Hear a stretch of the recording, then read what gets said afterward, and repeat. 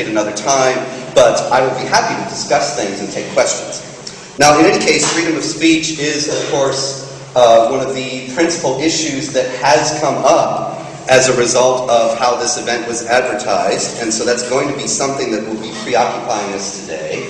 But in general, there are larger issues at play in the question of what is the nature of Islamic jurisprudence and what we need to know about it.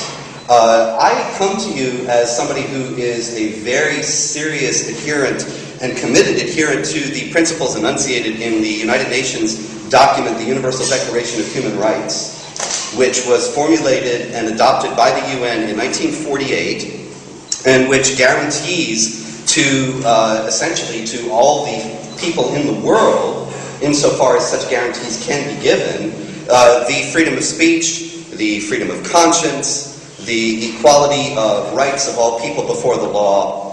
And those rights, I believe, are absolutely foundational and essential to the life and health of any truly free society.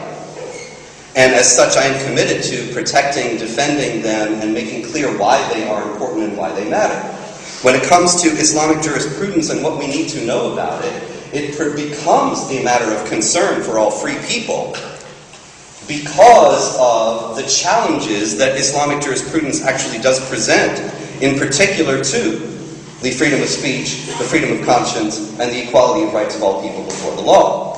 Now, at the outset, I have to emphasize that to say that, and I will illustrate it and document it momentarily, but to say that is not to say that every Muslim or any given Muslim is a foe of the freedom of speech, the freedom of conscience, and the equality of rights of all people before the law.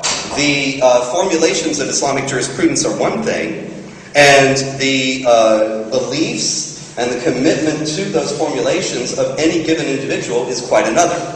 In every religious tradition, as well as in really every philosophical tradition and political tradition as well, among its adherents there is a spectrum of belief and knowledge and fervor. There are some people who are deeply committed to the principles that are enunciated within the tradition in question, and who are absolutely committed to carrying those principles out in their individual lives and spreading them to others.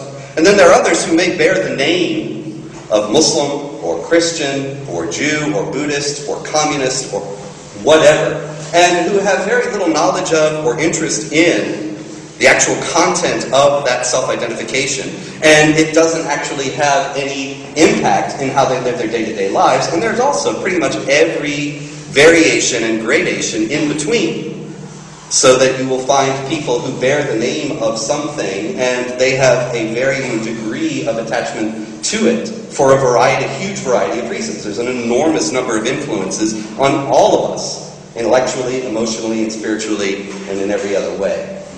And so, we are discussing here Islamic jurisprudence, which is a matter of objective investigation. It says what it says, and what it says can be objectively verified and is objectively verifiable.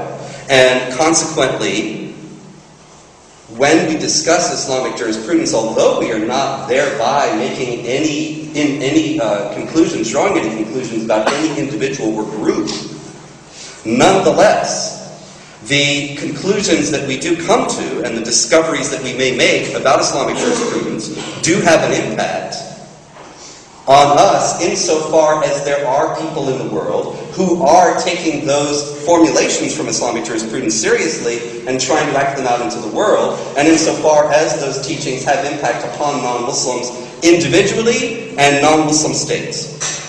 And so that is where it really all comes down to why this matters and why we're having this talk today. Now, Islamic jurisprudence is formulated primarily from the Quran, which is the Islamic holy book.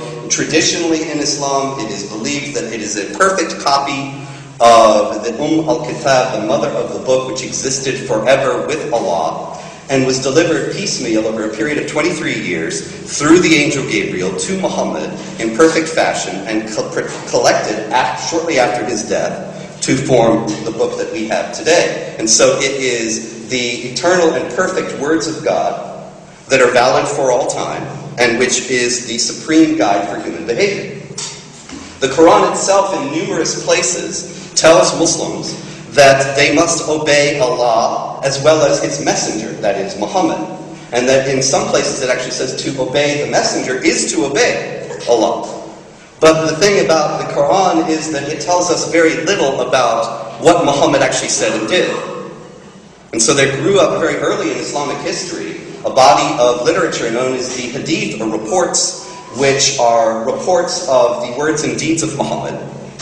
And those, when they are deemed authentic by Islamic scholars, are considered normative for Islamic faith and practice. Together with the Quran, the authentic Hadith form the Sunnah, which is accepted practice, the practice that one must follow as a believer in Islam.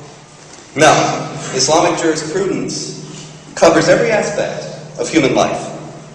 And as a matter of fact, Muslim polemicists of the modern age, notably in the 20th century, Sayyid Qutb, who was a theorist of the Muslim Brotherhood, which is an international Islamic organization founded in Egypt in 1928 and found now pretty much every corner of the world, including very much so in the United States.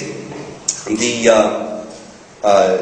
polemic that Sayyid Qutb formulated in regard to Western secularism and the Judeo-Christian tradition was that while Christianity offered a series of vague moral precepts, Islam was a comprehensive program and a total system for every aspect of human life.